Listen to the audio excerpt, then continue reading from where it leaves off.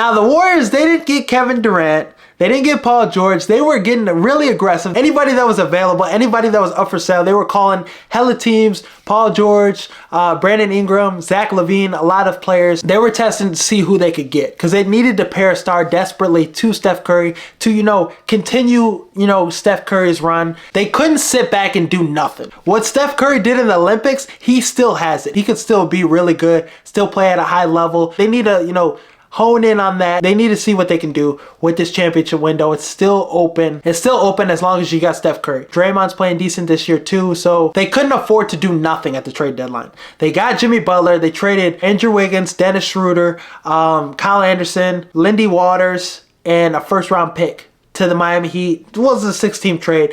Some of those pieces, went other directions, but this is a 2025 top 10 protected pick for Jimmy Butler, and Jimmy Butler comes into the mix. This is a 35-year-old guy who's, 17 points per game this season, disgruntled star this year, did his usual antics, got what he wanted though, got traded to the Warriors. There were some reports that were leaked that he didn't want to play for the Warriors, and obviously they probably told him, hey, we're going to give you an extension, we're going to pay you, and then boom, he got moved over there. How it panned out, things probably weren't handled the right way. Things could have been better on Jimmy Butler's side, his agent. There was just a lot going on, questioning the integrity of Shams, but Jimmy Butler's on the Golden State Warriors. He signed a 2-year extension, 2-year, $121 million. His contract fits the timeline with Steph Curry and Draymond Green's contract. So you have that big three moving forward for 2 seasons. 2 seasons to win a championship. You didn't give up Moses Moody. You didn't give up Kuminga. You didn't give up Pods. You still have Jackson Davis too, and Buddy Hield, and Gary Payton, Kevon Looney too, who's pretty decent in the playoffs.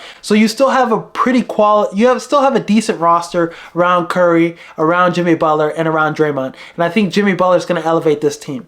He's going to give the Warriors exactly what they need. A good star, a good co-star for Steph Curry. Steph Curry is going to shoot the lights out the ball, but Jimmy Butler could help him take that pressure off him. When Curry doesn't have players on the offense that can take pressure off of him, we see him struggle, and he's having a down year this year, but Jimmy Butler coming into the mix is going to take care of that. Jimmy Butler's a really good cutter. He's really good at setting screens too. He's going to free up space for Steph Curry, and Draymond Green's going to catch him cutting, and I think Jimmy Butler will fit in very well to this offense. He would provide intensity and physicality for them on the defensive side too. He's going to help them compete, but I think they'll compete at a higher level next year.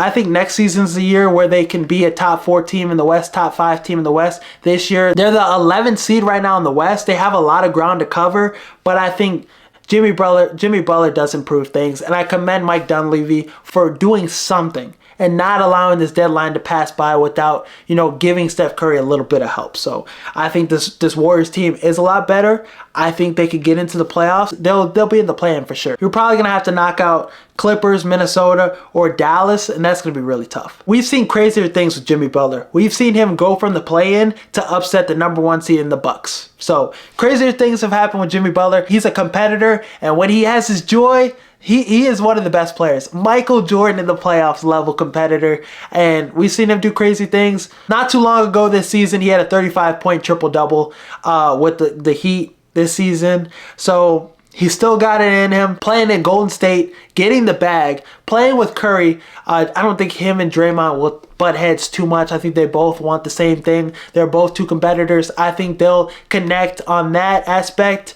So I'm not worried about those 2 button heads. But I think this is the exact move the Warriors needed to make to be more competitive, and the exact star they needed to add to this roster, because he is going to give them exactly what they've been needing, that edge, being more physical, a guy in the fourth quarter you can give the ball to, and he's going to take over the game, and he can help them win games. So for them to get in the play-in, for them to compete, to have a shot to potentially make the playoffs, Jimmy Butler was a perfect add. And having their contracts line up, it makes sense, and this is the type of gamble I think the Warriors should have took.